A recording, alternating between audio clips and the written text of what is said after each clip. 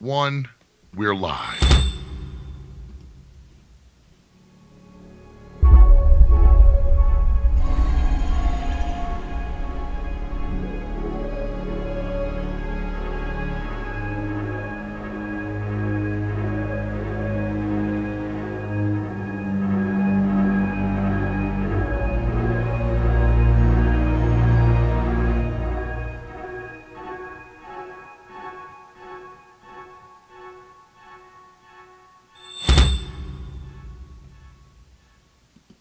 Hello and welcome to the show. I'm Martin Willis, your host, and we have a great show for you this evening. I do have to tell you right off the bat, though, Alejandro Rojas is generally on with us during UFO updates, and he has just been crazy busy. So he usually records his show, and I help him out on Mondays, and he was even too busy to do that. So he's been running around, a lot of changes in his life, and so he, if all goes well, he'll be back next week as usual. I do want to say, if you are a supporter of the show, first of all, I want to thank you very much for that. It really helps us run. There are a lot of show expenses, and we are in the black, which is nice. I do want to say a shout out to Nicholas from London. Thank you for supporting the show. And I say that because he actually wrote me an email and said, hey, can you do a shout out? And I want to leave that open for anyone that supports the show. If you'd like me to do a shout out with your name, I would be glad to do that. There are so many people that help out. There's Keith over at the Dark Matter Digital Network. I've been on there. I think I'm the longest running show over there. There's Race Hobbs over here at KGRA Radio. There's Evan, who creates the graphic thumbnails for YouTube. There's Peggy, who runs the Facebook page. And countless people help me with little tidbits. As Palmer sends me interesting UFO reports all the time. And I don't want to forget Charles Lear, who writes great blogs. And we do have a blog up this week.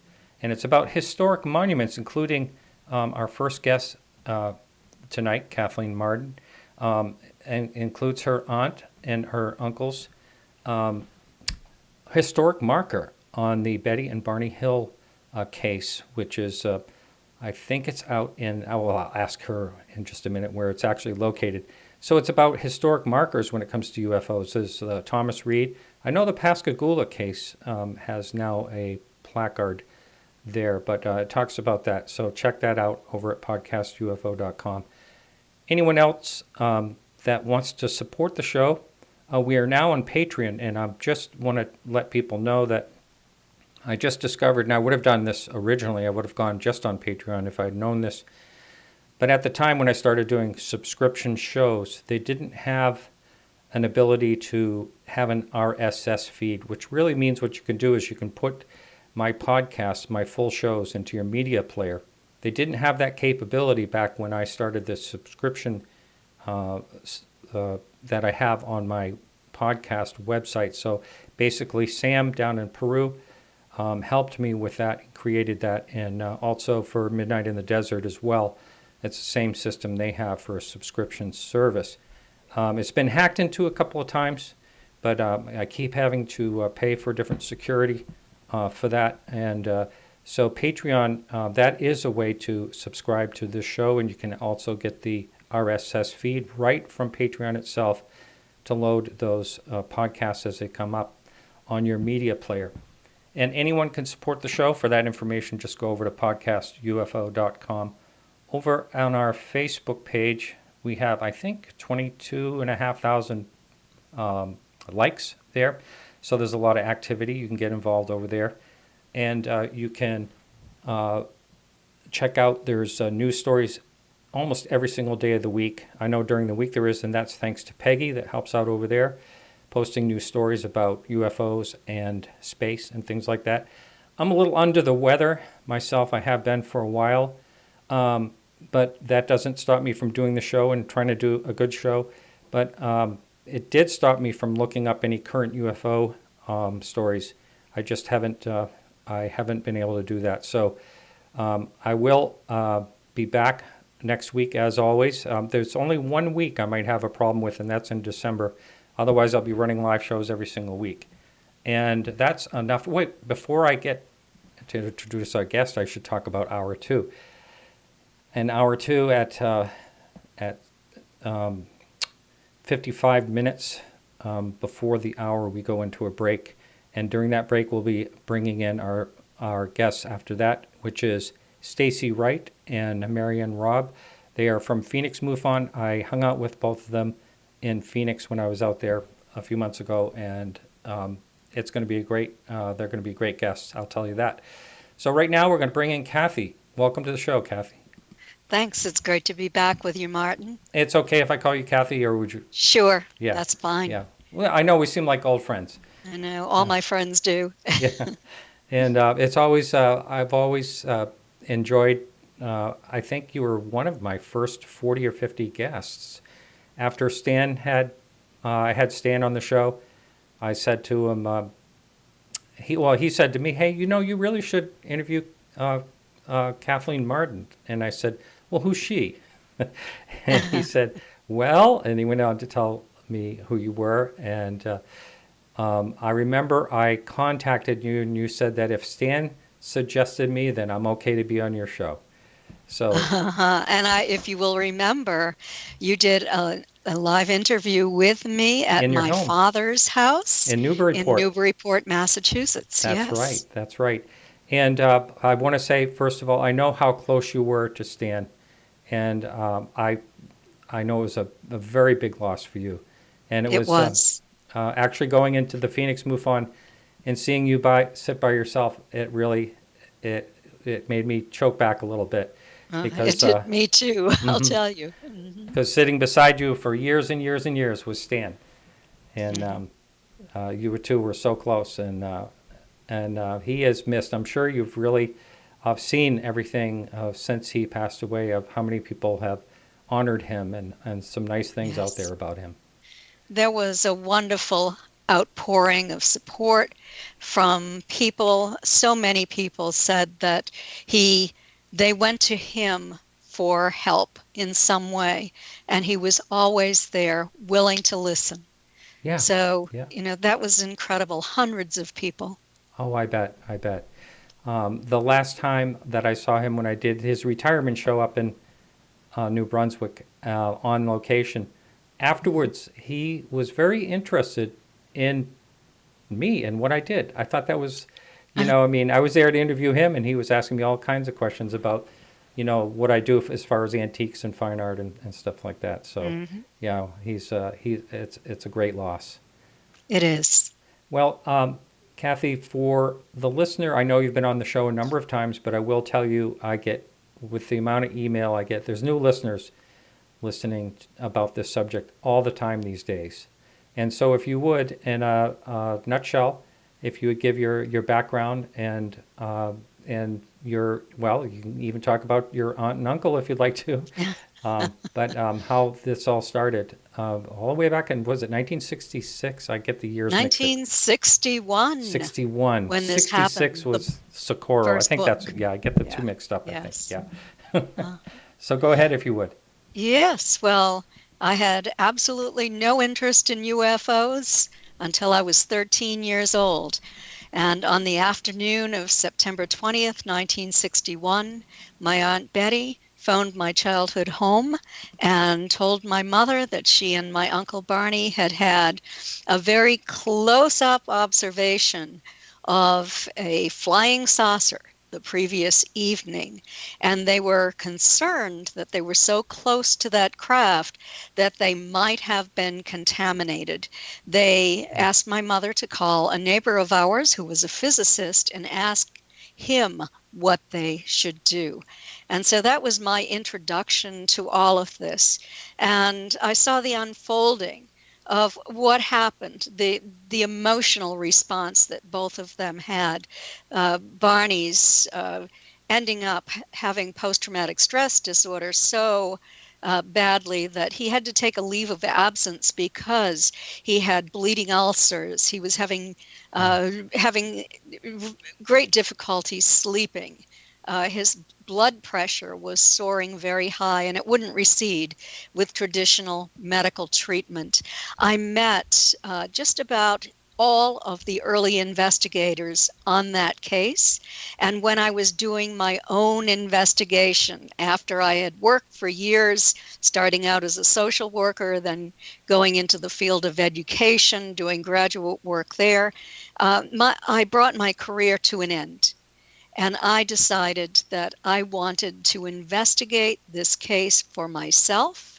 I wanted to research everything that I could find on it. I wanted to drive the entire route, to do everything I could to debunk that story. And I couldn't debunk it in the end. After transcribing all of the hypnosis sessions they had with Dr. Benjamin Simon separately, with amnesia reinstated at the end of each session, I compared their statements all along the trip, and I discovered in those transcripts that they had a real event. Mind you, there was lots of physical evidence and circumstantial evidence to support this too, and scientific interest.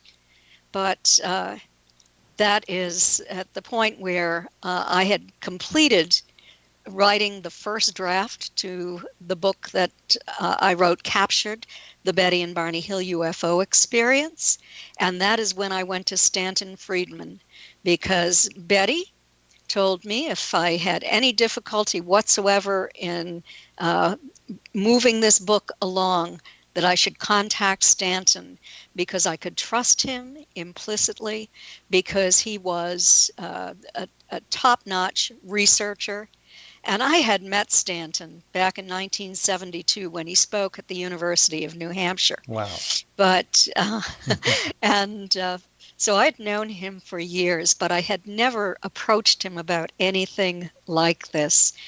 He didn't say yes immediately. He had to read my manuscript. He had to look at all of Betty's files that were in my possession. At that point, she had passed away, and I was the trustee of her estate.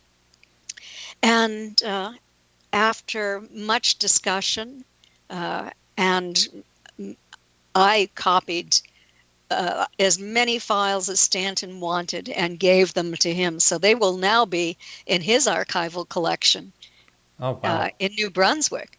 But this all culminated in our book. And that was the first of 5 books that I've written.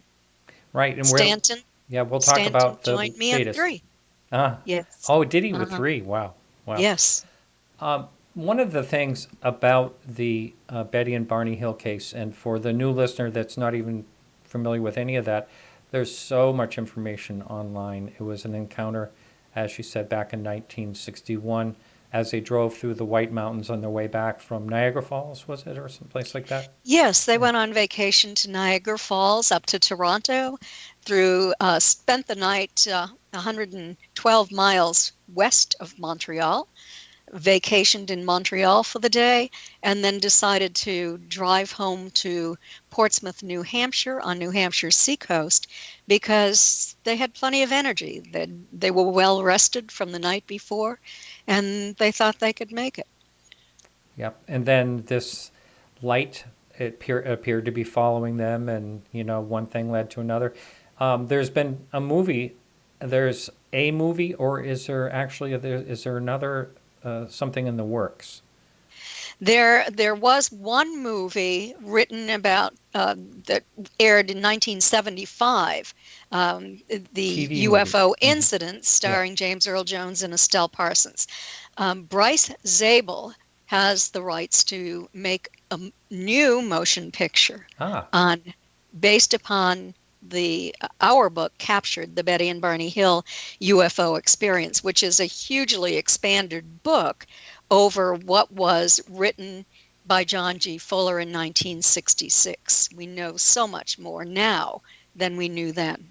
Wow. Bryce is coming up on this show on November 26th. Is he? Yeah, he's a genius. I mean, he's scary smart. Uh-huh. And a great guy, and someone you really want to do a movie about an incident. So I'm really glad to hear it's in his hands. That's wonderful. One of the things about this incident, the Betty and Barney Hill, of course, we'll get into other things, but one of the things that I think is so powerful about this incident in particular is that they did not want to go public. And do you want to talk a little bit about that? Because I think a lot of people kind of assume that, they were attention seekers, and that's what you hear, the sort of the debunking side Yes. kind of attack. And just the opposite is true. Betty was a social worker for the state of New Hampshire. She certainly didn't want to place her job in jeopardy. Barney worked for the post office. They were both actively involved in the civil rights movement because Barney was black and she was white. And he was legal redress to the NAACP on the regional board. In 1965, he was appointed to the U.S. Commission on Civil Rights for the State Advisory Committee in New Hampshire. And he was also actively involved in the community when he was one of the people who set up the Rockingham County Community Action Program with funding through the Office of Economic Opportunity. He was the first chairman of the board of directors to the Rockingham County Community Action Program and received an award from Sergeant Shriver. They certainly did not want to be thought of as a couple of kooks. This was always supposed to remain confidential until a friend of Betty's blabbed to a newspaper reporter in Boston. And it was for the Boston Traveler. He contacted Betty and Barney. He wrote a letter to them that I have in my possession, naming her, and said that she had told him a great deal of things about Betty's and Barney's account, and that he thought that it was probably the most compelling case on record, and he wanted to speak with them. Well, they were alarmed. How did he know about this? Mm-hmm. They certainly did not want to share that information, and they didn't. And unfortunately, he spoke to so many other people whom he probably convinced that this was being made public, that they spoke with him. He spoke to officers at Pease Air Force Base. He spoke between what he stated were 12 to 14 witnesses to the UFO that night in the same location where Betty and Barney saw the craft. And he knew that it was the same craft because he drew lines from where they were to the point where Betty and Barney were at certain times. And it intersected with their location and the craft. So that's fairly new information that Stanton found and gave to me when he was compiling his archival collection. Yeah, I don't think I've heard that. I know that there was some connection. I remember Lee Spiegel was telling me there was some connection at Pease Air Force Base. Well, I believe it was named in a MUFON report or something like that. So there's our little tidbits out there. Were they, I want to say, how long did this last, keeping it a lid on it before it got out there? Was it something like a few months or a year, or what? How long was it? The event was on September 19th and into the early morning hours of the 20th, 1961. The hypnosis session with Dr. Benjamin Simons began in meetings January 1964, hypnosis in February 1964. The story was released as the violation of confidentiality in late October 1965. Wow. So you're telling me that it was that long before this got out? Yes. That is amazing. I had that's news to me. I was thinking it was within a few months or a year. So that really does prove a really good point there, that they were trying to keep the lid on it and really didn't want it out there. And how did their lives change when this got out? Their lives changed drastically. It was devastating. to them and to the family. They, to avoid the press, drove down to my grandparents' home in Kingston, New Hampshire. I grew up across the street from my grandparents. We met as a family to discuss all of this, what was going to happen next. Betty and Barney expected to lose their jobs, and they didn't, fortunately. In fact, the public accepted it, Betty thought, a lot better than she had initially believed they would. We, as a family, decided that they should at least speak about the UFO sighting they had. And so not long thereafter, they spoke at the Unitarian Church in Dover, New Hampshire, and were introduced by the public information officer from Pease Air Force Base. Wow, interesting. And from there, were there like TV stations that wanted them on and things like that? Did that happen? Not initially, but John Fuller was in the audience. He had been writing the incident at Exeter. And he then approached Betty and Barney and gave them a proposal to write a book about their experience. And so Betty and Barney said they would only permit that if Dr. Benjamin Simon would agree to it and participate as well. So the four of them participated in the writing of this book and shared the profits from it. But John just pretty much copied the hypnosis transcripts, changing them somewhat. He was under pressure from his publisher. I found when Stanton and I went to his archival collection at the Boston University, to enhance the story, to put more tension into the story, to fictionalize it enough to interest the public. And they actually said to him, if you want this book published, you need to alter it somewhat. Oh, that's terrible. I mean, why would it need altering? That's the question. I know. You know, I remember I had a guest on the show, like, why would someone have to lie about UFOs? I mean, an incident, when the incident is so amazing anyway. You know, Yes. That's too bad when they're under pressure and they actually fold to the pressure. I'd rather see them not write the book than to get misinformation out there. I'm sure that's Yes. the way you must feel as well. It is, and you know, that is one of the reasons, among many, why I wrote most of Captured. Mm-hmm. And have you had to defend the honor, so to speak, of them, all, you know, year after year? Well, you know, ignorant people, and I have to say they're ignorant of the story, have mentioned that, well, maybe Betty and Barney did this because they wanted publicity. You know, a black man and a white woman married in 1961, actively involved in very good social and political activities in the state of New Hampshire, having jobs, having a high degree of credibility, certainly did not want to go public. They had plenty of money.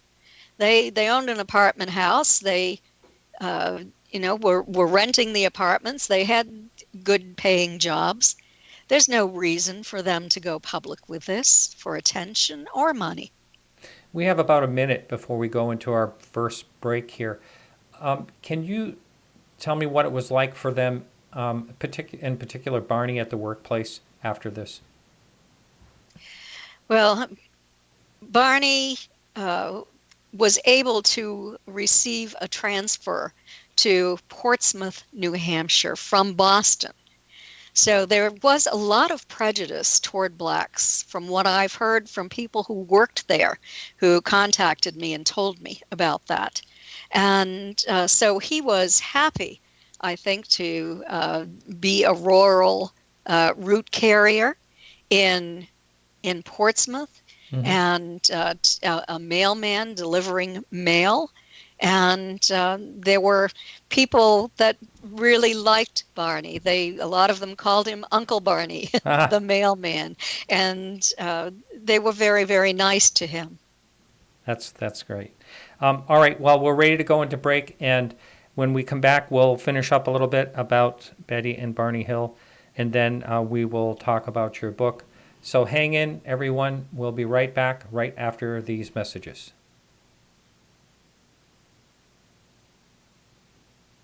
All right, you two, we are in the clear, and we've got little over 3 minutes in this break, Martin. Got it. Okay, I'll set the timer.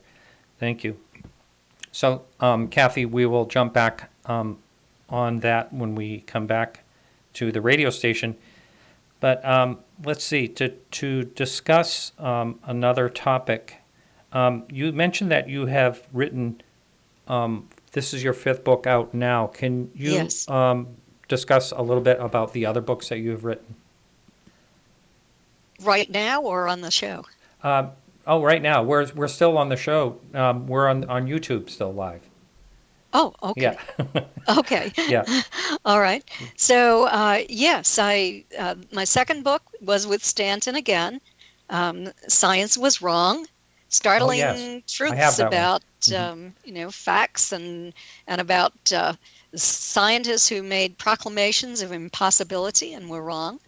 Then our third book is Fact, Fiction, and Flying Saucers. And that's based upon years of archival research that we did, because he visited more archives than I did, but I found a great deal of information at the American Philosophical Society in Philadelphia, the correspondence files of people like the debunker Philip Klass, who I now know is a disinformant, Donald Menzel, disinformant, Edward Condon, you might say he was a disinformant too, and Robert Lowe, who was the project coordinator for the Colorado study on the scientific study on UFOs.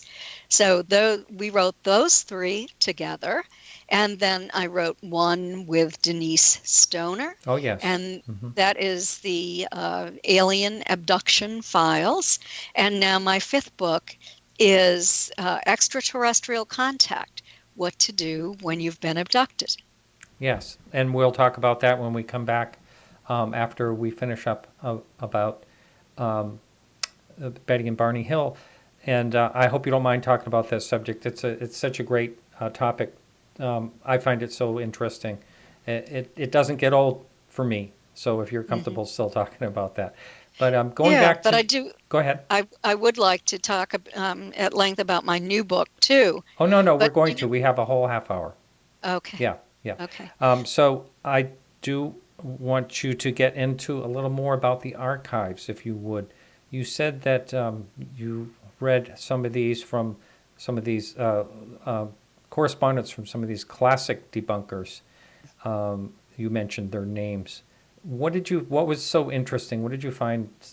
Did you find anything that was hidden and kind of interesting that kind of calls them out on what they were doing? Well, I was very surprised that they were all good friends. That makes sense. Donald Menzel was fishing buddies with Edward Condon. They were working together on this plan to debunk UFOs in the Condon Committee, even though later the Institute of Aeronautics and Astronautics did a study on the cases that Condon covered and discovered that 30% of those cases were unknowns. Wow. And so, that certainly deserves further scientific investigation. That does. But Condon had a job to do, and I found all of the information that Condon had this job to do, what the Air Force wanted him to do. It's all laid out in our book. Wow. Now, we are ready to go back. Sorry to cut in there. Right. We're ready here. Kathleen. Yep. I've got to go back and read that book again, Martin. That's fantastic. All right. Here we go, you two.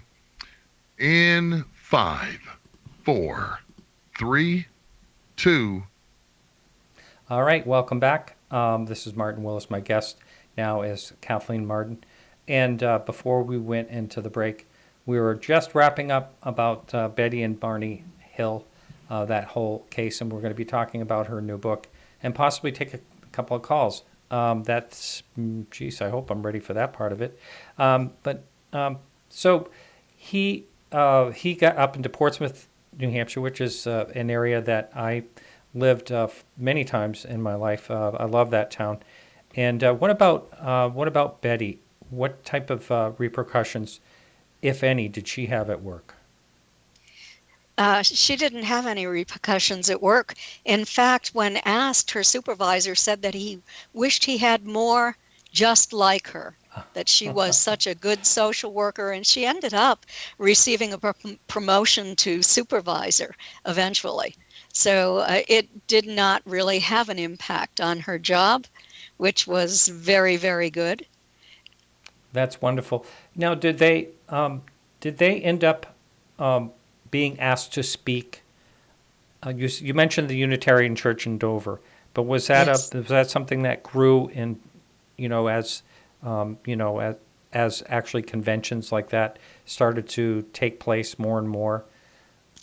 Not really. The reason I say that is it didn't really impact them until John Fuller wrote The Interrupted Journey.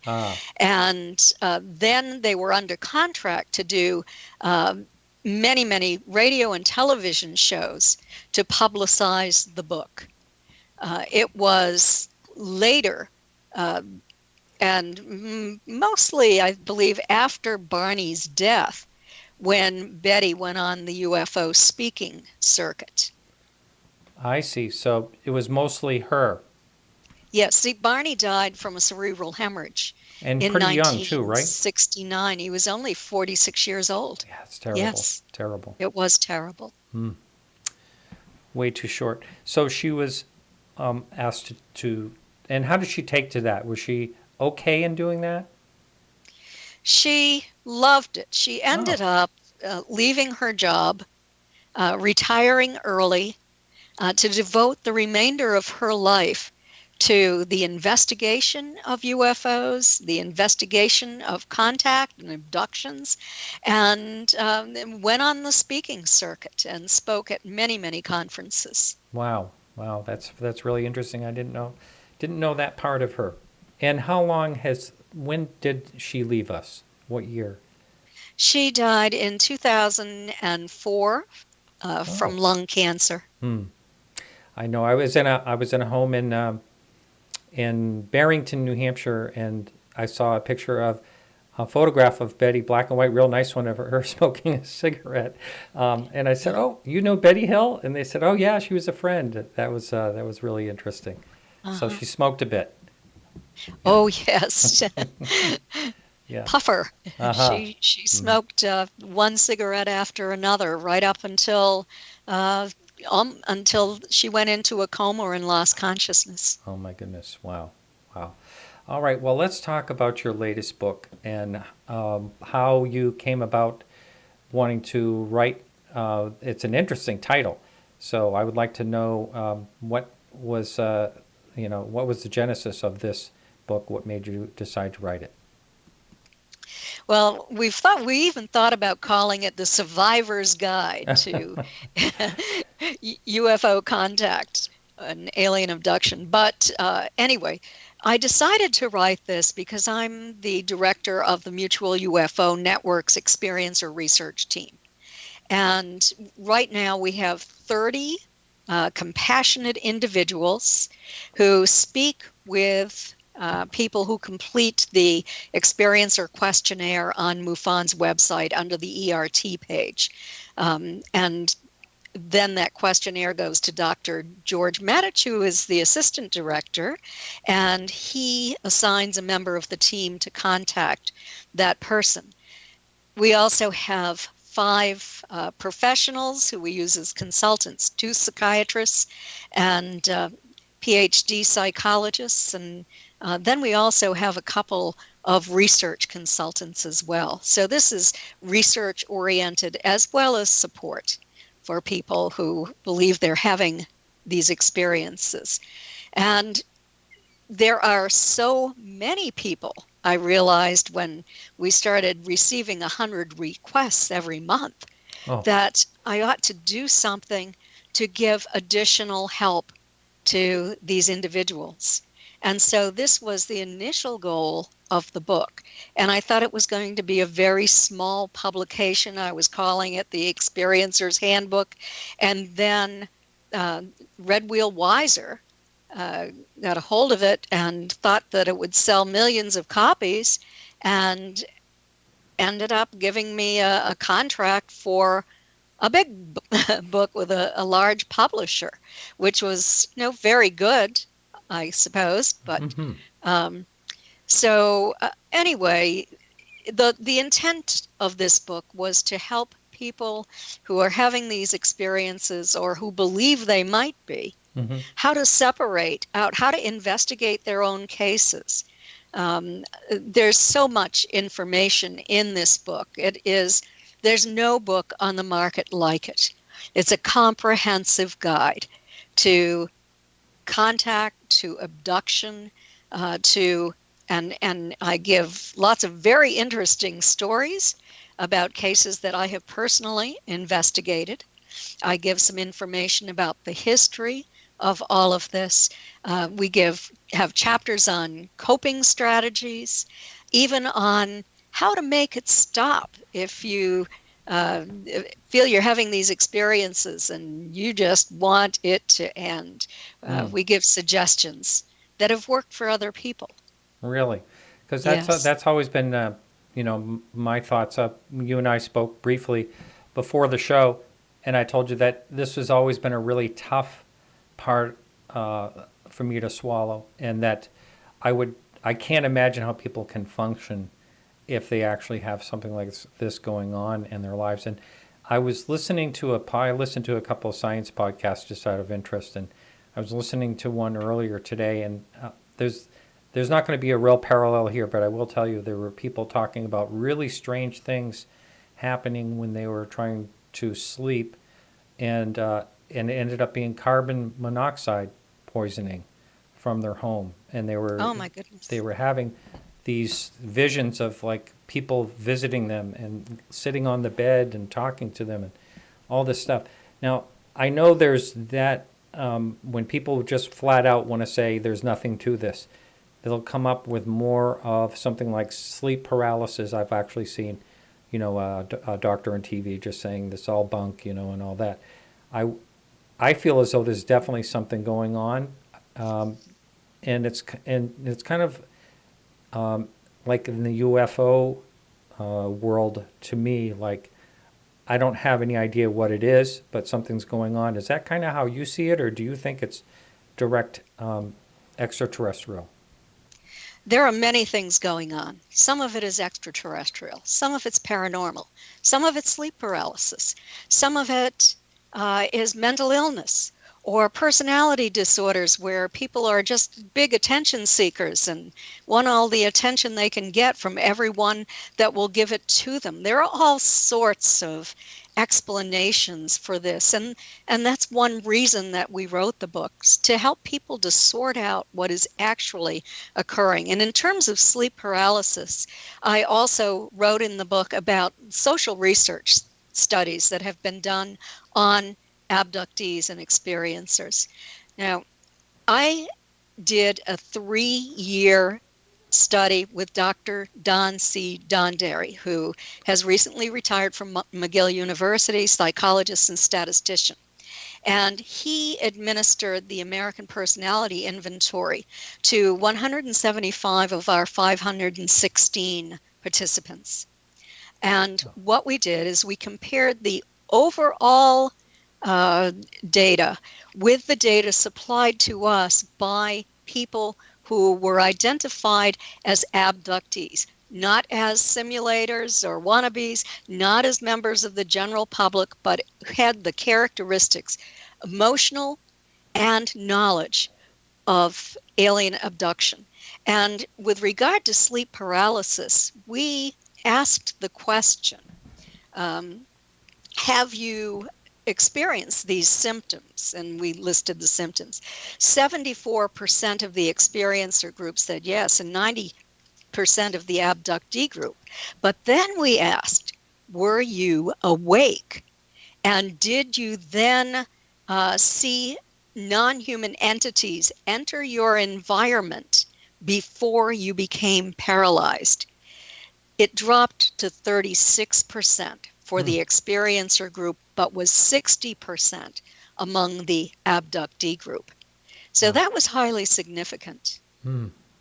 I remember you, when I thought it was when you were working with Denise, maybe not, but that you found the likenesses that people just seem to have, that they'd fill out on their own. You know, like this and that would happen, and sure enough, a lot of people are experiencing the same unusual thing. Some people do talk about, I know you've told this to me before, like the reptilian type entity they see, and the grays, and the different types. Are there people that you talk with that describe something you've never heard before, a being that you've never heard that looked like what they're describing? No, and when they do describe, well, let me say, when someone describes something that I have never heard before, it gives me and also my team a clue that this is something different. And Denise Stoner is the paranormal expert on our team. She has studied with Bishop Long from the old Roman Catholic Church for about 2 years now.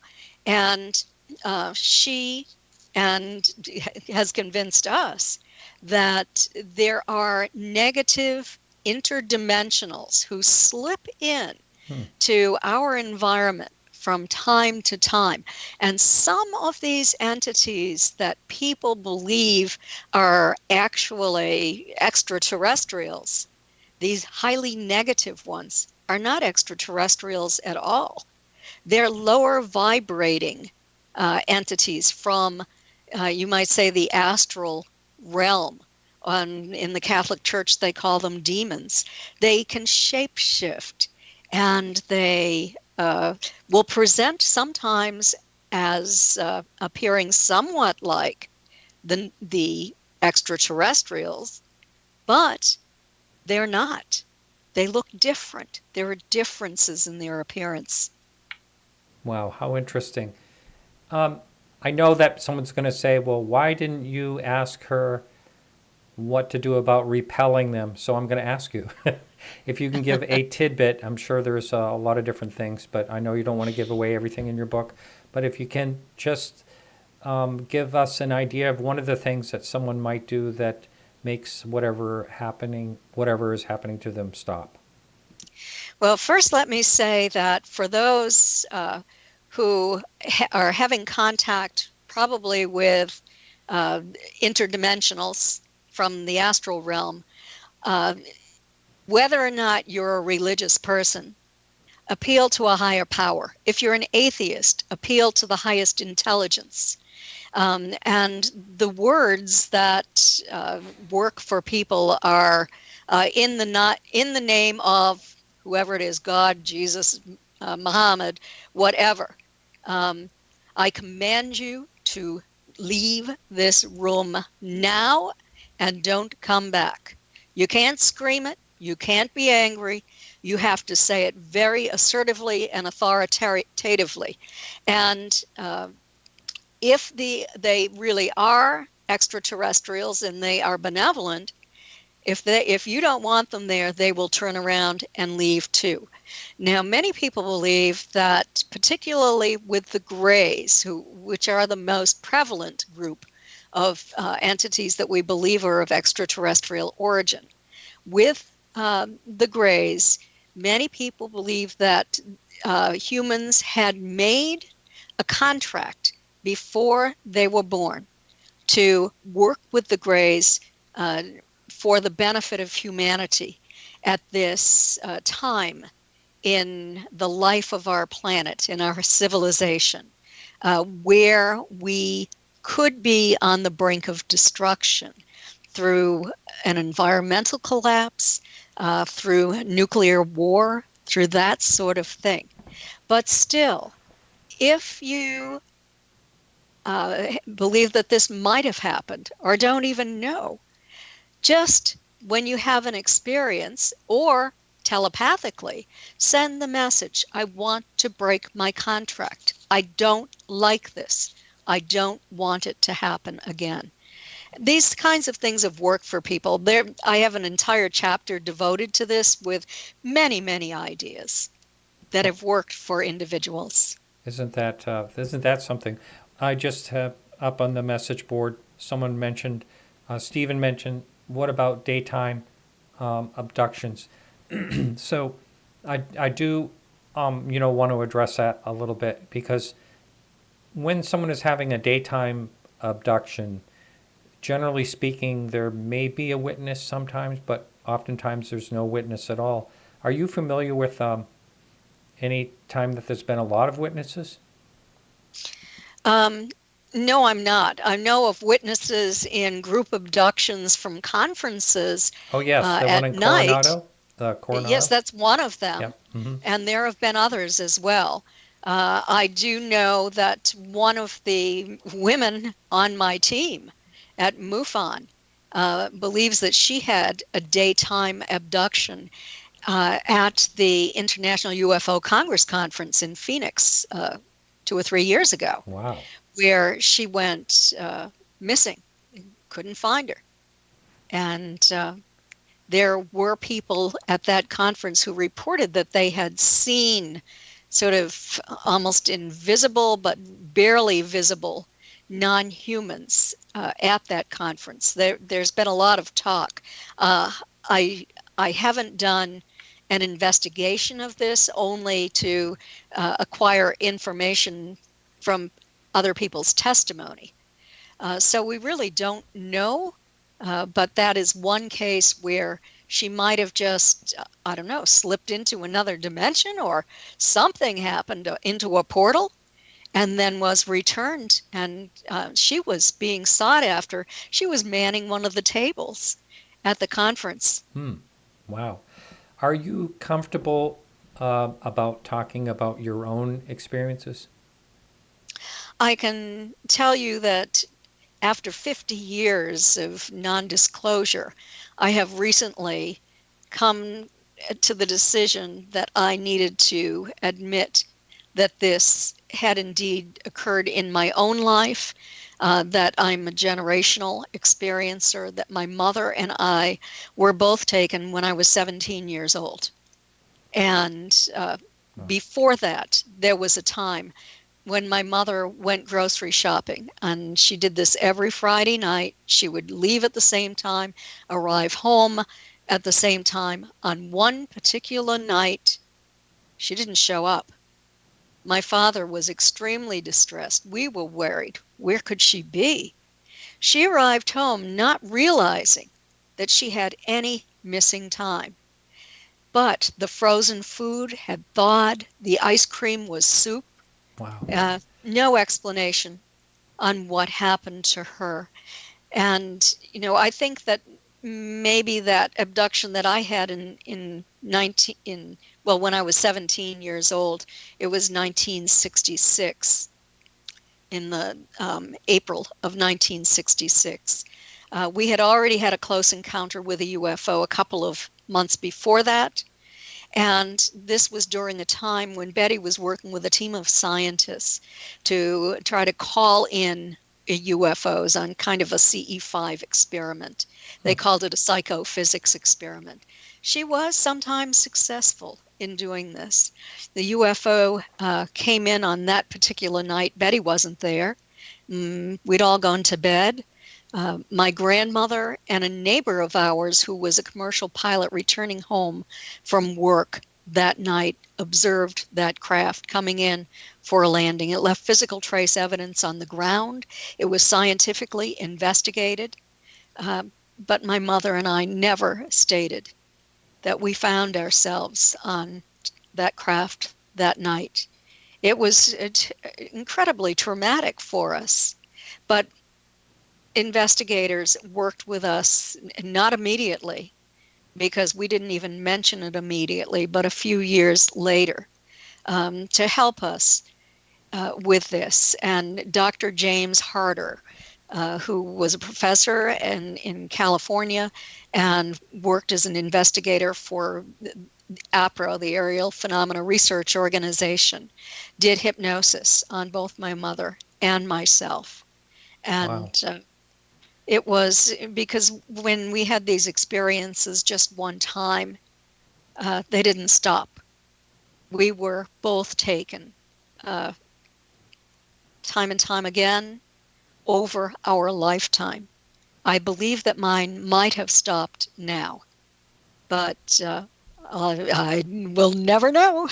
Yeah, right. Now, did you and your mother talk about this? Was it ongoing with her as well? Yes, they came to her house. They terrified her. She had a terrible struggle Oh, working through this. Much, I think, probably worse to be alone. She would divorce. I never lived alone, and probably because I didn't want to be alone.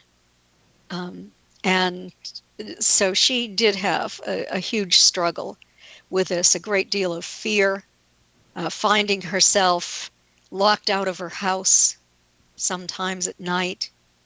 Um, just she needed more help. She needed more support. And that's part of the reason why I do what I do today, because I know the impact that this has on people.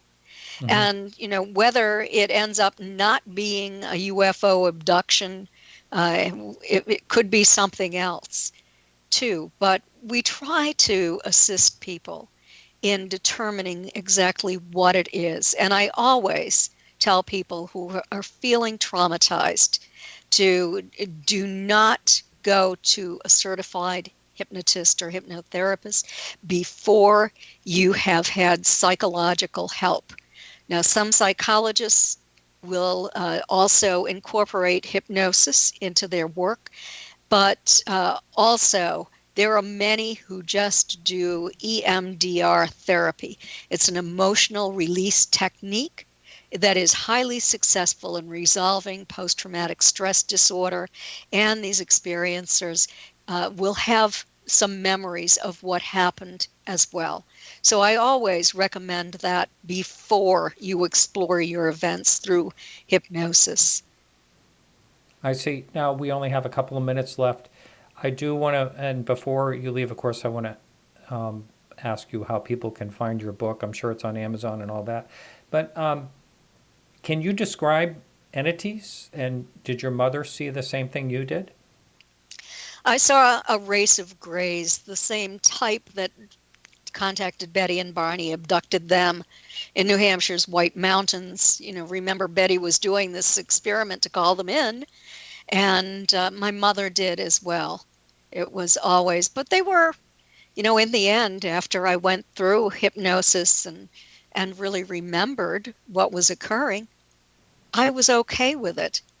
I Oh, was terrified because I didn't remember everything. I remembered part of it, mm-hmm. but not all of it. But once I was able to remember all of it, they were not bad at all. They were pretty nice, actually, for grays. Uh-huh. When I say that, some people laugh in my face, but there are a lot of highly negative comments being made about the grays. Some of them are not as nice, especially the ones who work with insectoids. But this group was different. How about They were that? caring. And your book, the title one more time, and people can find it on Amazon and etc. It it is Extraterrestrial Contact, What to Do When You've Been Abducted. It's available in multiple formats at Amazon and Barnes & Noble. You can purchase an autographed copy from me through my website at Kathleen-Marden, Marden.com. Excellent. Thanks so much, Kathy. It's always a real pleasure to see you and to talk to you. Thank you, Martin. It was a pleasure to be with you again. All right, excellent. All right, everyone, we'll be right back right after these messages, and on YouTube, hang in there. We'll be back right. All righty, welcome back, everyone. This is Martin Willis, and my guests now are Stacey Wright and Marianne Robb from Phoenix MUFON. Welcome, ladies. Thank you. Thank you. I had the real pleasure of actually working with you, Marianne, and hanging out with you, Stacey, out in Phoenix. It was a lot of fun. I enjoyed our conversations, and that's why you're here. Well, thanks for having us. Yeah. So Phoenix is a very active area, and you do a lot. And in the background, for those on YouTube, you can see they got the little MUFON thing in the background there. A little echoey room. You're in a big room somewhere, huh? Yeah, in Phoenix, everyone's got tile floors just to stay nice and cool. So yeah, you're probably hearing the tile echo. Yeah. Well, that's okay. We can certainly live with that. So do you want to talk about, either one of you can take this and talk about your backgrounds and what, we'll do one at a time, how you got interested in UFOs and how you landed where you are today. Okay, well, I'll go first. I just grew up as a kid interested in the stars. My favorite thing to do always was to go out in the backyard, go This sleep is out there Stacey. with the sleeping bag. Stacey Yeah, speaking, just so the listener knows. Yeah, keep going. Yeah. And so, I just was always interested in the stars. They just kind of drew me. And it was always very fun to look up the stars and see every once in a while a shooting star. I think we all kind of grew up liking that kind of stuff. So when I went to college, I, wanted to choose a college that had a really good astronomy program. So I actually moved from Lake Tahoe area in Nevada up to Idaho State University. And they had a good astronomy program up there. So I took a lot of classes and learned a lot more good stuff. Wow. And didn't really follow UFOs too much, just like the science end of things. And then about 12 or 13 years ago, I just all of a sudden something flipped like a light switch, and the UFO subject was all there was to look into at that point. So I just started researching and thought, living here in this world-class city of Phoenix, Jim Mann and I were talking. We thought there's got to be a UFO meeting here. Let's go find some weirdos and people wearing foil hats, and let's go see a UFO meeting. That would be a lot of fun. So I went looking around, found this group called MUFON, and wrote into I didn't know it at the time, but it was the executive director, and said, hey, how come there's no meetings here in the Phoenix area? It looked like it had been dormant for 7 or 8 years. And this was following the Phoenix Lights, which was really unusual as well. Right. So he said, well, we don't have a meeting there right now, but give me a couple weeks and we'll have one for you. So lo and behold, MUFON meeting formed, and they were looking for someone to run it. And we just raised our hands and went from 4 people at our first meeting up to about 150 consistently in attendance now every month. I know it's a very strong group, very strong. I've heard that for years. And it's what about you, Marianne?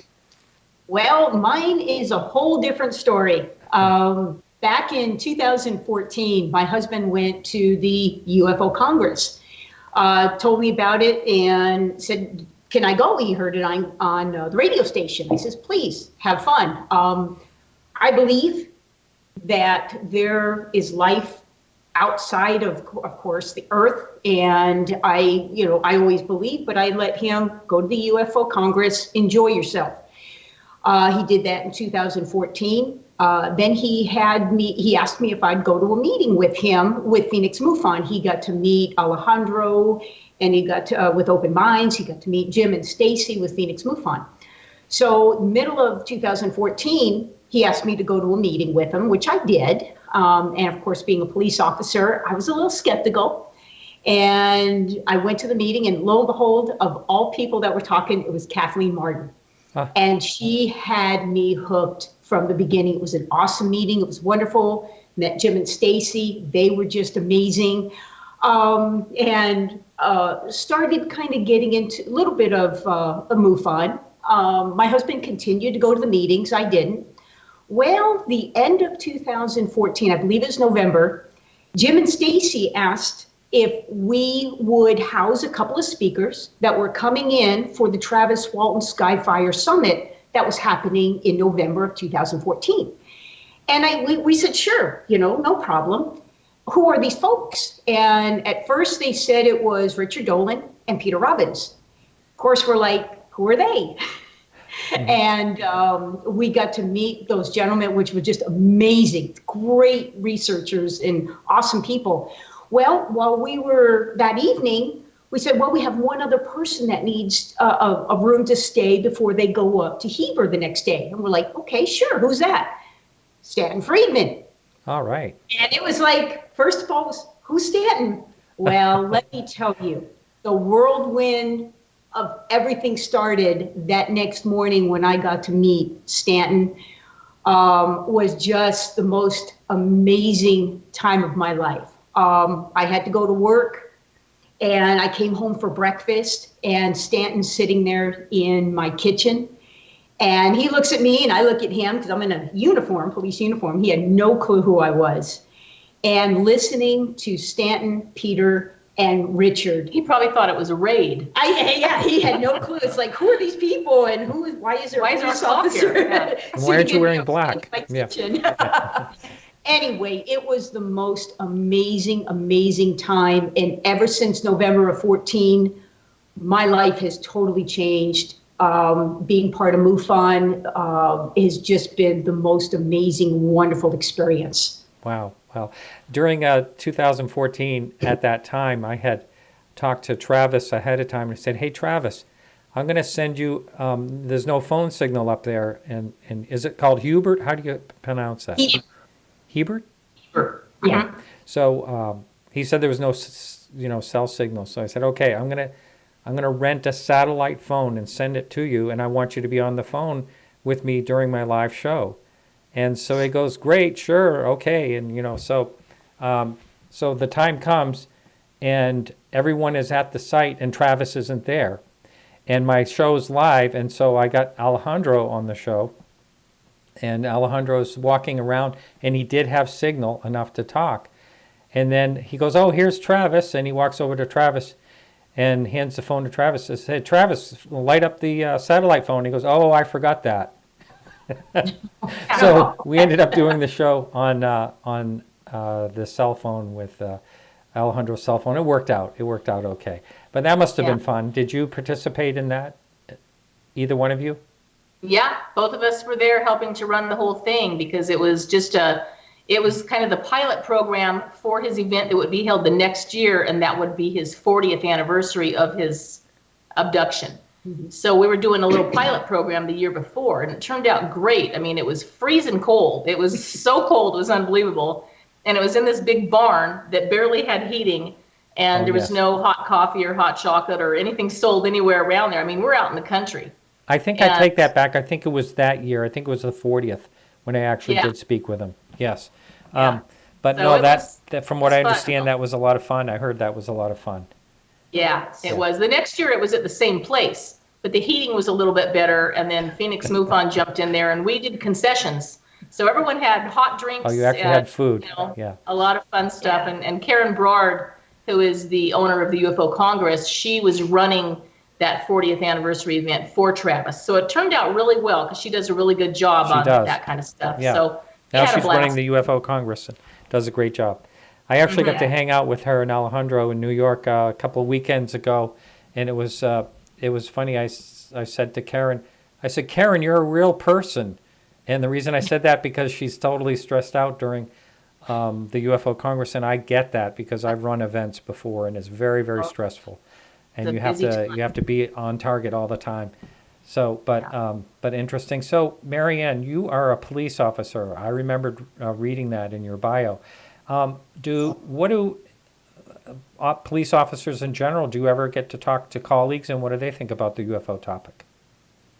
My team that I work with Sergeant Hansen and my guys, really support me, really support the UFO phenomenon. They ask me a lot of questions. I have not had any ridicule at all from anybody in my police department. That's nice. More people, it's amazing. More people says, well, I have seen this. They come up with stories. They tell me things that they have seen in the past where they would never tell or share with anybody else. And it's pretty cool because I've had Stacey ride with me. That's an interesting story in itself. The ride along with Marianne is fun. Yeah, it's eventful. I've had Peter Robbins ride with me. I've had Mark D'Antonio ride with me. And it's a lot of fun because my guys that I work with get to see the folks that I interact with the UFO community. And they just love it. It's I even tell them about the show tonight, and they were excited that I'm really getting into everything with the UFO community. Yeah, awesome. Now, when you say you ride, they just ride in the cop car basically with you. But are you familiar with any colleagues having, or are there any instances that you're aware of where the Phoenix Police Department got involved in a UFO sighting? I know that there was tons and tons of calls the night of the Phoenix Lights. We can talk about that a little later. But that was a long time ago. But I mean, since you've been with the department, are there any sightings that are reported directly to the police? Well, I work for Gilbert Police, and which is kind of southeast of the valley here, Phoenix area. Mm-hmm. We have not had any sightings. I don't know about Phoenix Police, which I could imagine what they probably have daily sightings. I haven't had a sighting, but I've actually had a woman that believed that her boyfriend was an entity. And that's a good way to get rid of someone. Yeah. Yeah. And this was her boyfriend. I went to the house, and what's cool about being part of MUFON is that I know how to talk to these folks. The gal thought that her boyfriend, whose name was Lucifer, in a good way, he had his name Lucifer to show that name. It was a positive. He was putting a positive spin on the name. Okay. And she actually. How do you do that? That's what she told me. Yeah. So anyway, she actually believed that she was impregnated by him, and she took her and her 3 small children out to a remote area in the Phoenix area in the middle of the night, waiting for his spaceship to come down and pick her up and pick up the children, because she was going to live happily ever after. One of my other partners that I was with had no clue how to even interact with this gal. And she talked about that. And then she talked about Stephen Greer, knowing Stephen, and listening to his talks. And she believed 100% what he was saying. Again, my partner had no clue who Stephen Greer was. Being part of MUFON, I've heard of Stephen. I've seen a couple of his talks. And I was able to interact with her, and I was able to connect with her. And I knew that. So you speak UFO. I speak UFO. Her partners knew that she spoke UFO, so they chose her for this case because she was able to. Yeah. And I was able to get her, and we did get her help. We took her to a facility to get her some help. And it was just an interesting case that she did not want to talk to the police. She did not want to talk to anyone regarding this. But because I guess I did speak UFO, that helped her ease her into trusting me. And I was able to get her in my patrol car and took her to a mental health facility to get some help on that. Yeah. So I haven't had any sightings, but yeah, the entities and someone that believes that she was dating an alien, I got to help her out. So I was real happy with that. You can't say it's not possible. But anyway, well, that is interesting. But sounds like you handled it the right way. And the woman sounds like she was struggling, so I'm glad you did that. Let's talk about the Phoenix Lights, because we've touched on it like 5 times already. So the Phoenix Lights, were either one of you interested at all in the topic at that time? Marianne, I know that for sure that you weren't. But what about you, Stacey?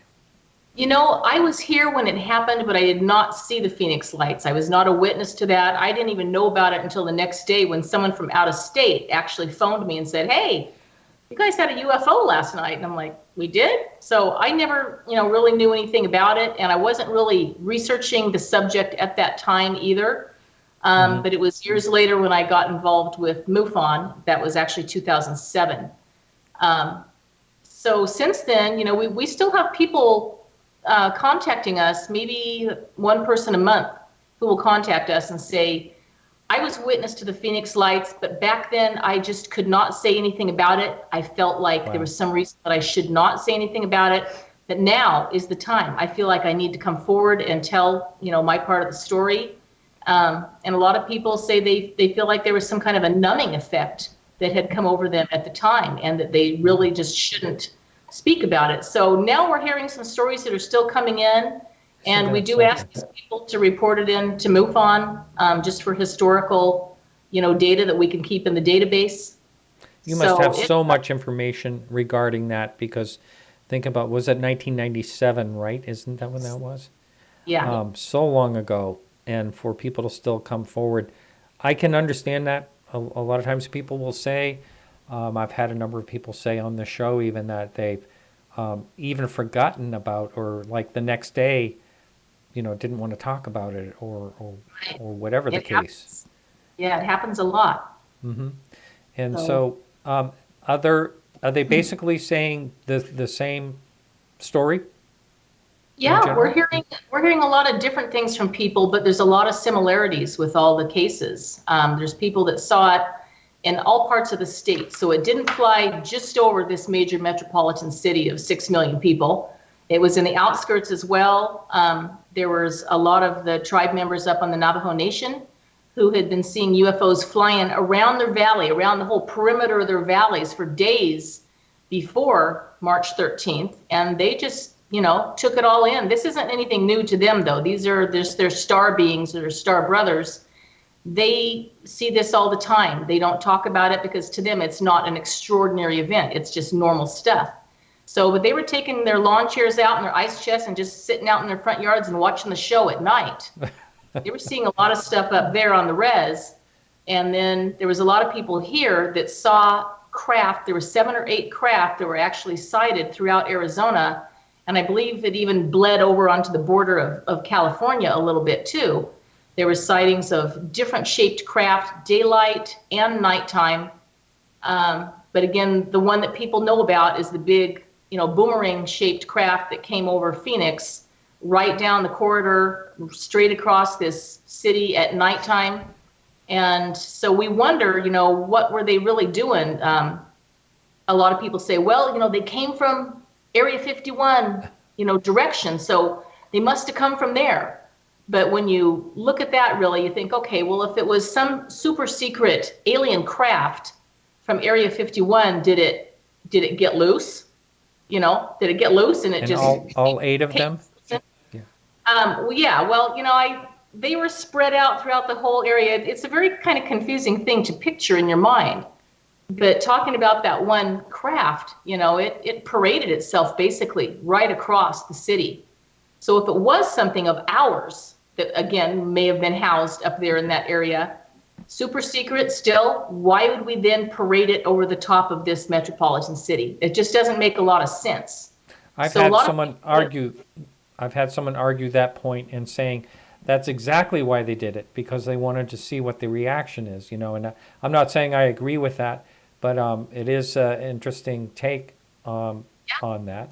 It's an idea. It could have been that they're trying to gauge our reaction and see how we felt about all this, but it seems to me, now I may be wrong, but if in 1997 they had something that would do what that would do, it seems to me that it couldn't be held secret that long, and that it would be used somehow in military or some other use.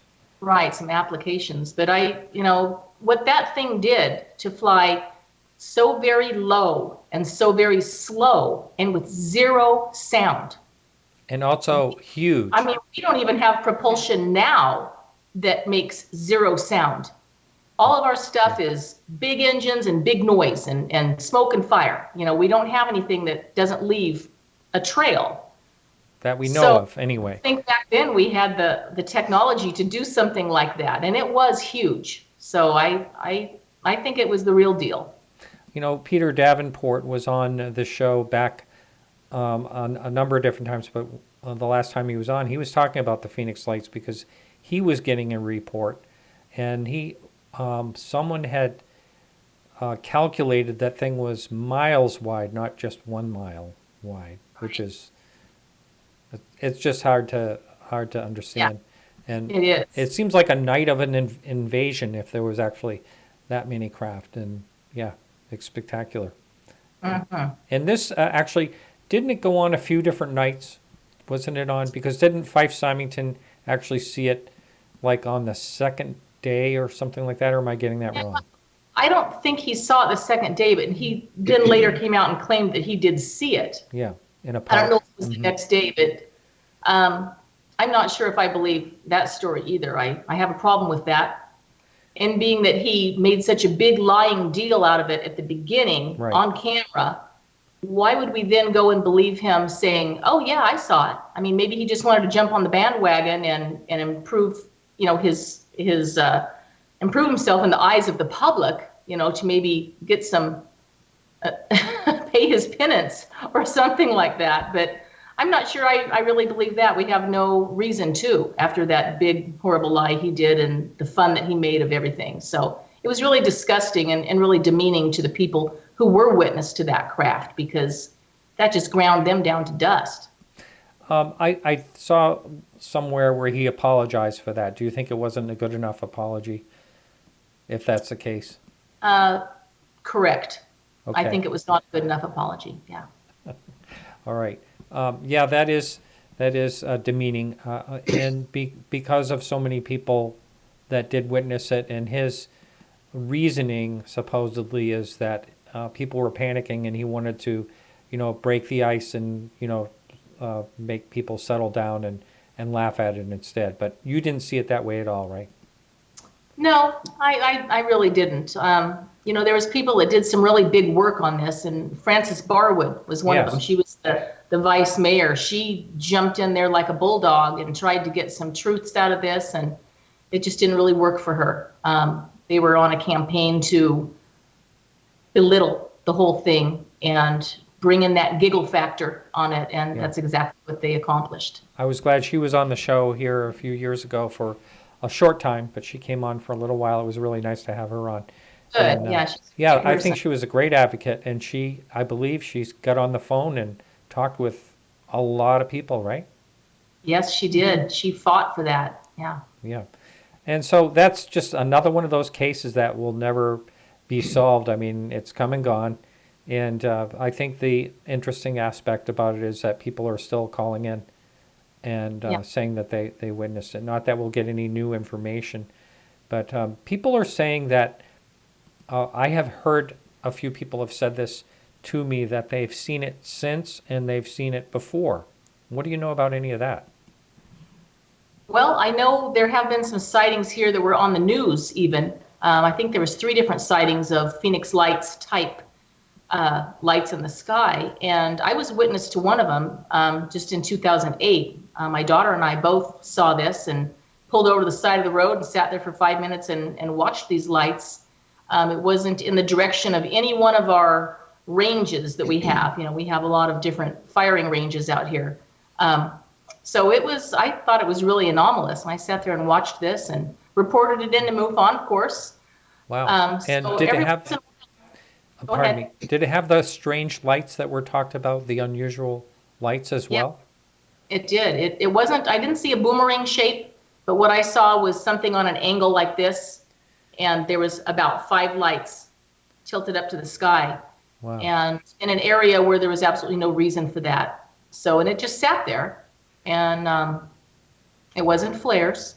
Yeah, and about the flares, everyone says, you know, it was just flares. I've heard that, you know, over and over again. And if you talk to any skeptic about it, that's the first thing he says. And Right. I understand that there was some talk about the flares that they didn't happen or did happen, or there wasn't a certain group says that no, it wasn't us. Do you know anything about that part of it? Well, the sighting that happened over Phoenix, what the real deal, that I believe was the real deal, was about 8:30 p.m. So by 10 o'clock that night, there were flares dropped south of here above the Berry Goldwater Range. And this was, if you talk to the Air Force or whoever was in charge of it, it was called Operation Snowbird.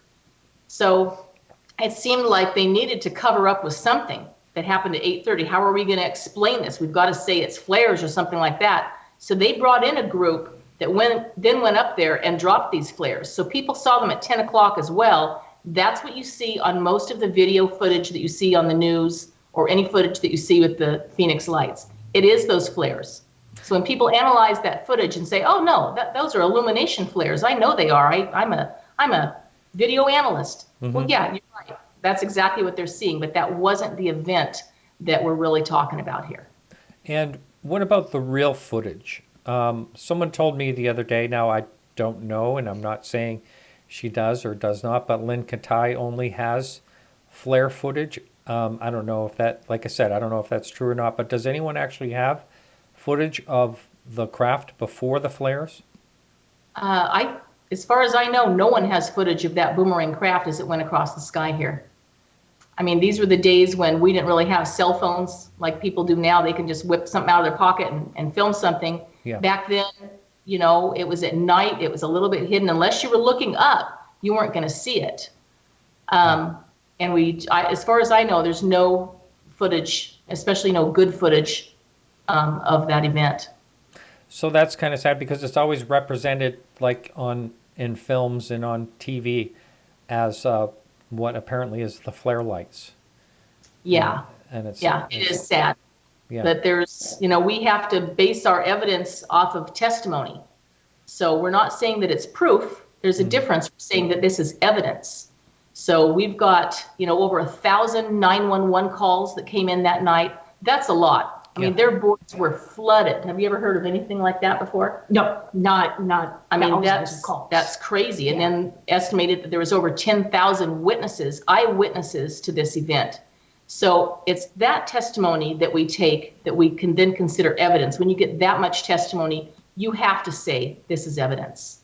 And if you have that many people saying the exact same thing that have no idea who each other is or who each, you know, you don't know who the other person is, and they're saying the exact same thing, you've got to take that to heart.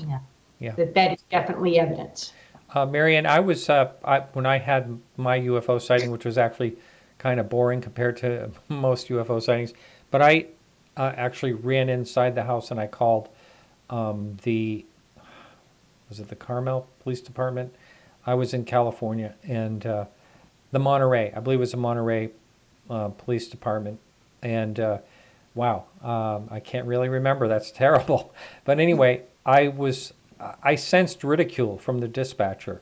Do you think that, and I was put on hold for, I think I hung up after 15 minutes. Is that typical, do you think, or do you think there's more response today if someone would call the police department? And does the police department, as far as you know, get those type of calls? I have not heard of our police department getting those kind of calls. I have not heard that at all.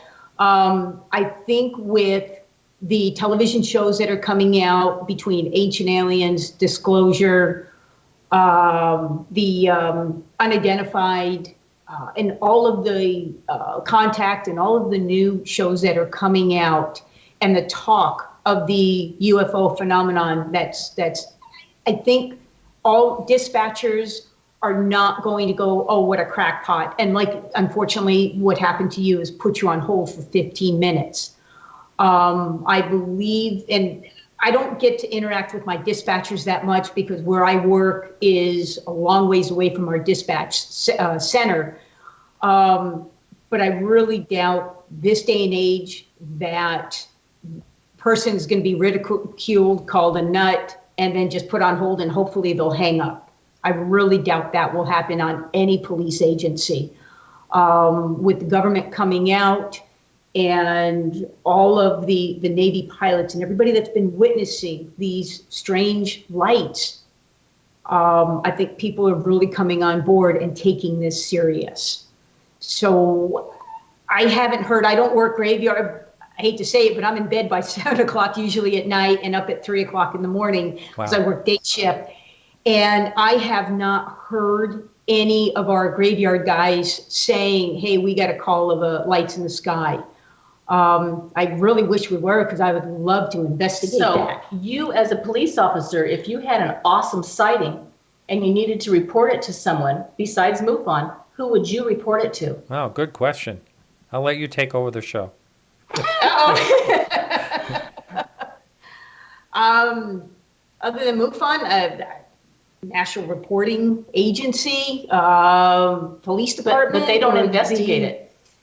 No, they don't. So Peter who would you? Davenport doesn't investigate That's things. true. They He just takes down your info. There's no Right. investigation going on there. So would you call the Air Force base closest? Would you call the airport tower? Would you call the FBI? Well, I'd probably call the Air Force. Really? Would they give us some information? I don't know. No, they won't. That's We've tried all that. I Those would are- hope nowadays they might give us some information, but that's true. So who do you call? MUFON's probably the only ones, and I'm not, I guess can be a little biased here because I am a field investigator. We do. MUFON does. As soon as we get a case, boom, Jim, Stacey assigned it out to one of our field investigators, and we are on it. Yeah. So yeah. I guess that's really the only people. Yeah, we've got a crack team of investigators here in Arizona. So they're drilled and they are trained, and we've got 17 on board right now just in the state of Arizona, and they are good. Wow, I mean, I would that's put great. them up against anyone. Let's talk about the sightings because, by the way, I actually did call the Air Force when I had a sighting for. I had basically it was a meteor, a fireball. I didn't know, I didn't know who to call, and I did call the Air Force, and I didn't get anywhere with that one either. But anyway, let's talk about the sightings in Arizona. And are you ready to take calls? We can take calls if you'd like, and anyone can call in and just ask the ladies a question if you have one. And let me put that number up. That number is, hang on just a second. I had it up here. It is 85 KGRA live, and that number is 855-472-5483. If anyone wants to call in, feel free to do that. And I'll have that number right up on YouTube right now. There it is. So what are the sightings like in Phoenix today? I mean, I know it's one of the places that there's a lot going on. There's a little bit of everything going on. We've got a lot of sky here and a lot of people that are out doing things, most months of the year. And we've got all those people that are smokers and that are walking their dogs too. Yeah, those are the ones that's where most of them come from, right? They're out having a smoke, or they're walking their dog, or both, and they're looking up while they're out there. So we get a lot of reports in like that, which we joke about, but we're thankful for that. But, we do see a lot of meteors. Like you said, you saw a fireball. We do have a lot of those reported in. One of the big things right now are sky lanterns, the Chinese sky lanterns. Yes. We have a lot of reports on that. I hate those. So, I mean, they're beautiful to watch, but they mess with the reporting system a lot. But, of course, then the satellites going by, the ISS, we have different things like that. And then occasionally, actually pretty often we have some abduction cases, or people that think they've been abducted or have seen entities. Not many like craft that have landed. That would be great. We'd love to, rush out on one of those kind of cases, but more of the abduction entity. Missing time. Yeah. People Really? are getting the missing time, so they're assuming they possibly could have been abducted, because they're saying, what happened 30 minutes? What happened to my 30 minutes? 45 minutes. So that's one of the reports we get. Another big one is the stars, especially in the wintertime. The stars are so brilliant and bright, and they believe that when they stare up at one of them, that it's moving. Well, unfortunately, it's their eye that's kind of, a play on the star, or maybe water in the atmosphere. Mm-hmm. And they believe that is that's a craft that's moving around the sky. Wow. I see we have a surprise guest that has called in. But first, we have Chris, who is calling in from New York. Chris, you're on the air. Welcome to the show. Chris. Hello, ladies. How are you? We're great. Great, Chris. Great to hear you. Oh, you know who Chris is. Good. Oh, yeah. So I can say Chris from New York, and you know who that is. New York's kind of big, you know. But Yeah. okay. I would like to know from the two ladies, what is the most memorable case you guys got going down in Arizona that you've investigated, where you could say, wow, this is not only incredible, but there was enough evidence where you can actually say, without a doubt, this is an absolute sighting or encounter or abduction, one of the three. Good question. I haven't had one. I think you stumped them. You stumped us, Chris.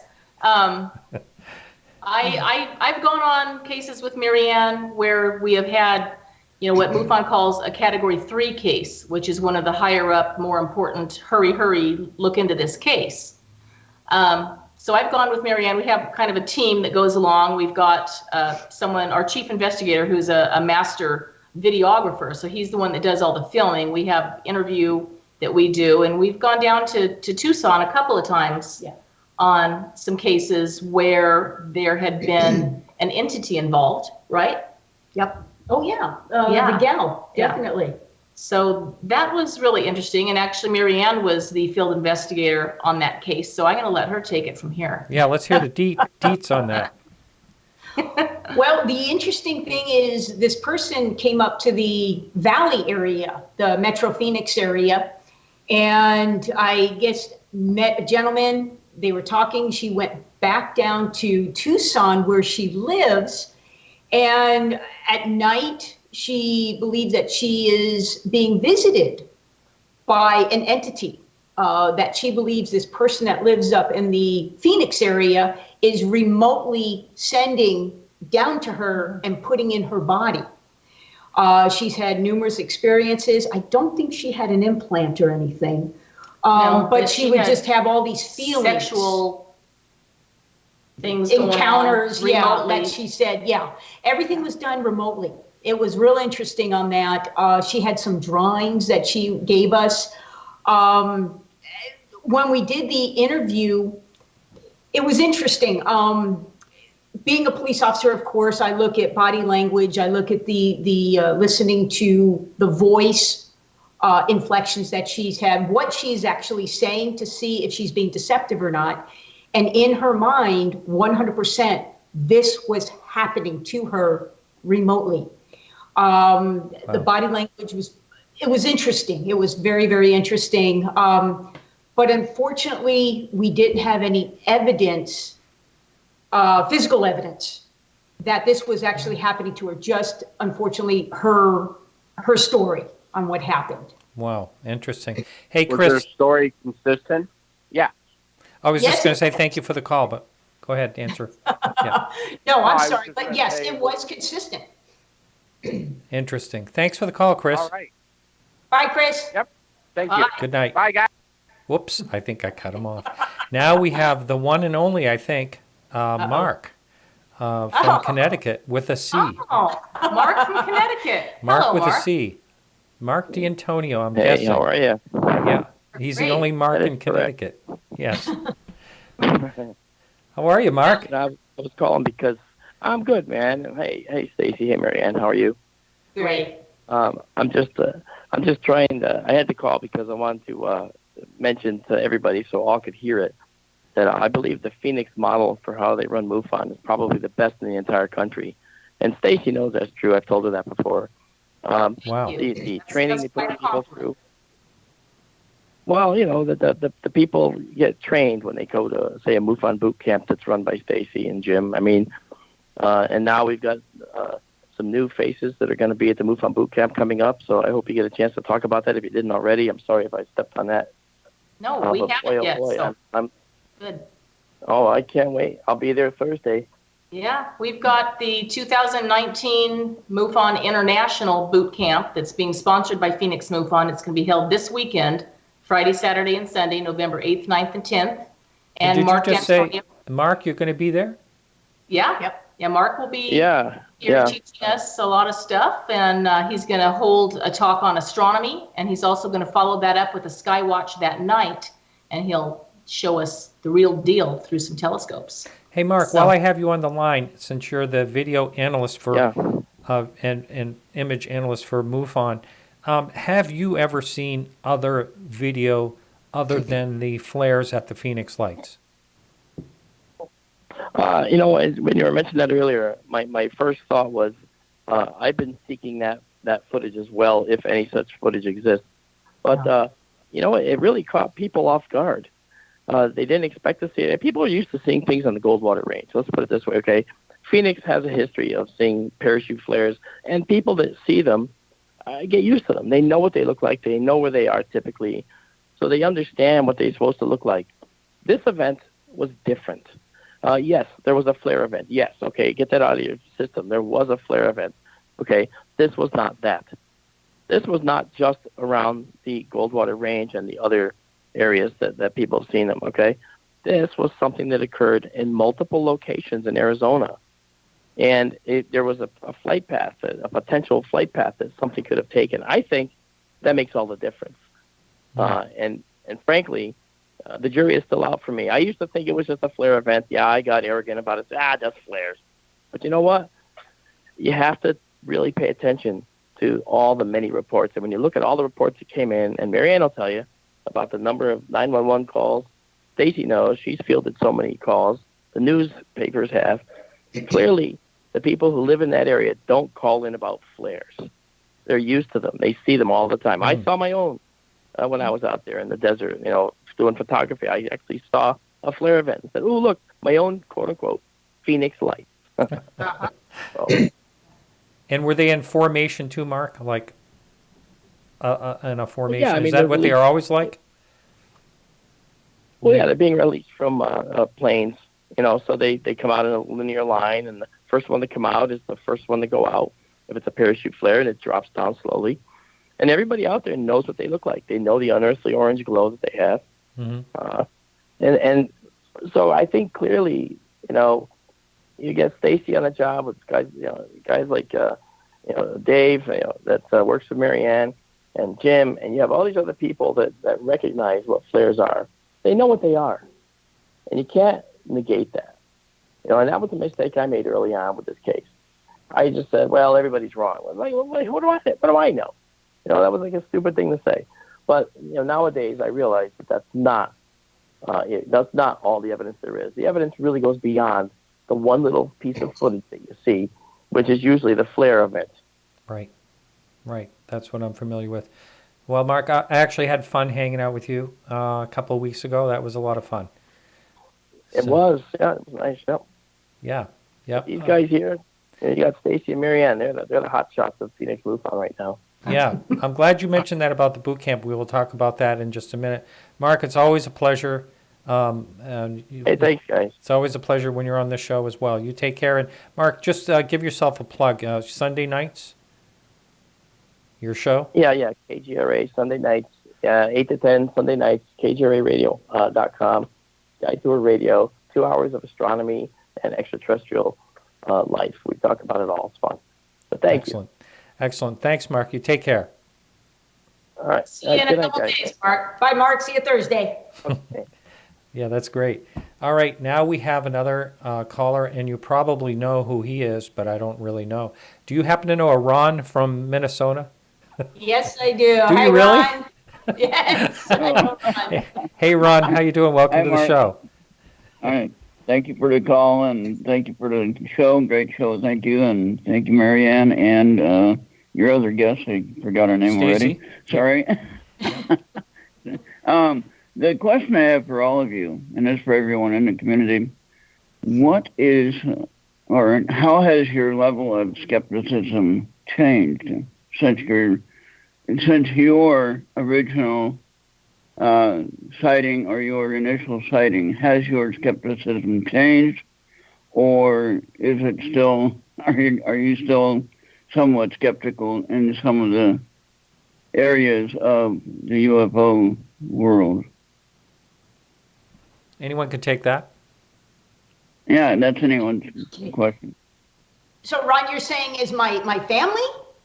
No, he wanted... No, just with you yourself personally. Are you Are you more skeptical or less skeptical, or do you have solid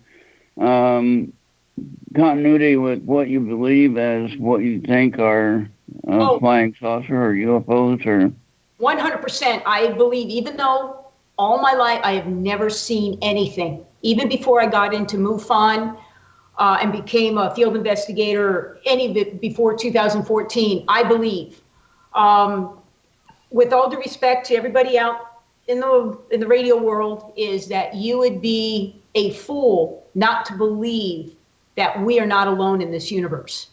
There are, I would say, many, many, many different planets, different, I don't know, I'm going to say people, but I know they're probably not people, but there are plenty of different worlds out there. If I've never changed my skeptic, even though I wasn't involved in the UFO community before 2014, I believe we are not alone out there.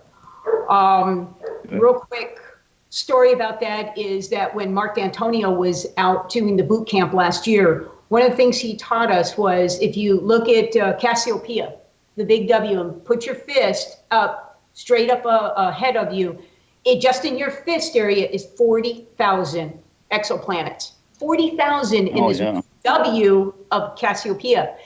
And it's like, wow. And that's just the smallest, tiniest little area. But again, my thing is, no, I'm still as strong, if not stronger today, in my belief that, yes, there are other worlds out there. Anything thank you. That's good to know. Anything to add to that, Stacey, at all? Well, I believe the same thing. I mean, it would be extremely arrogant of us to think that we are it out here in this universe. I like that. And God help us if we are, because we're failing. So, I'm hoping there's a lot more stuff out there. But, it is good. We all have a healthy sense of skepticism to begin with. And that is a good thing. You can't just go out there believing every single thing that you see or you hear. Yeah. So when you're in this arena for quite a while, you seem to develop what's called a bullshit meter. Mm-hmm. And you can hear certain things and know certain things from people's stories. I'm not sure if we could say bullshit on this show. I know, I'm sorry. But anyway. Yeah. I'm failing now, sorry. Yeah, that's okay. But, I'll put in my 2 cents too, Ron, okay. And that is, you look at, you look at how life fights to be here, and we have examples of that that they're finding in acidic places and dark areas where maybe a photon, a light or two can hit the ocean floor, that type of thing under the ice. They're finding life. Yeah. Life fights to be here, and whether it'll evolve into something intelligent, but most likely it possibly has many, many times over. I truly believe that there must be something out there. Thank you. Anyway, thanks for the call. Yep, thank you for the show. All right. Thanks, everyone. All right, so we can still take one more call if someone would like to call in. That number is 855-472-5483. Thanks to Race over there for screening the calls. And let's talk about the boot camp, because I think I did hear Mark talk about that at one point. But let's talk about that. What is that exactly, and what do you train, and how do you train? Is it like a real boot camp? You gotta get up in the morning and do push-ups and all that and run 10 miles? Oh, no. We're a little easier than that. That's good, because I'd be out. Yeah. I mean, we try to plan everything that we do here with a good element of fun, because if you don't have the fun in it, you're not enjoying it, you're not going to stick with it. Yes. So true. We've got planned for this weekend is Friday night. We've got just a fun little icebreaker meet and greet thing at a fun little bar and grill right there next door to the hotel. And then the next day we've got 4 hours of classroom work where we're going to be doing advanced interviewing techniques, and that class will be instructed by officers Marianne Robb and Dave Rich. We've got a class that's called Healthy versus Unhealthy Mental States, and that is being taught by the director of psychiatry at the VA hospital. We have a couple of really awesome cases that 2 of our field investigators are going to go through. We have someone else instructing on what the ERT does, and the ERT is MUFON's experience or research team.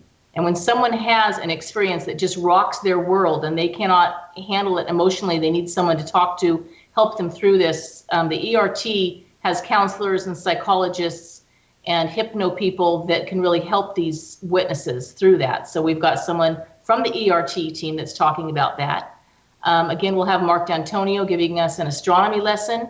We will have our chief investigator here in Arizona, Dennis Freiermuth. He's going to be handling the photo and video analysis class. And then in the afternoon, those are just the morning classroom sessions. Then we're going to go out to the desert both afternoons, Saturday and Sunday. And we've got the Arizona Navajo Rangers out there teaching us forensic field work for 5 hours. So this is just a top-notch lineup, stuff you can't get anywhere else. And it's going to be great fun. We did this last year. We're kind of following the same plan again this year, and it's just going to be awesome.